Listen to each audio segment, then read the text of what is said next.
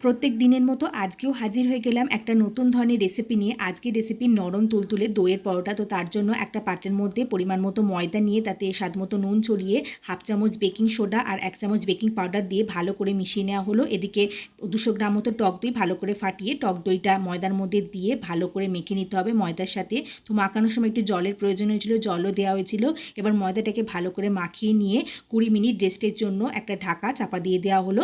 20 minute পরে ঢাকা খুলে নিয়ে ময়দাটাকে আরও খানিকক্ষণ ঠেসে নিয়ে কয়েকটা লেচি কেটে নেওয়া হয়েছে। এবার এক একটা লেচি বেলুন চাকতিতে সাদা তেল দিয়ে ভালো করে বেলে নিয়ে তার উপরে কালো জিরে ছড়িয়ে দিয়ে আর একটু খানিকক্ষণ বেলে নেওয়া হলো। তো এভাবে অনেকগুলো পরোটা বেলে নেওয়া হয়েছে। এবার ভাজার পালা। তো তার জন্য একটা গ্যাসের মধ্যে চাটু গরম করে নিয়ে এক একটা পরোটা দিয়ে বেশ খানিকক্ষণ সেঁকে নিয়ে ঘি দিয়ে ভালো করে পরোটাগুলোকে ভেজে নিতে হবে, তাহলেই পরোটাটা তৈরি হয়ে যাচ্ছে। তোমরা চাইলে মাখন দিয়েও পরোটাগুলোকে ভাজতে পারো। রেসিপিটা অবশ্যই বাড়িতে ট্রাই করো আর ভিডিওটা ভালো লাগলে লাইক করে দিও।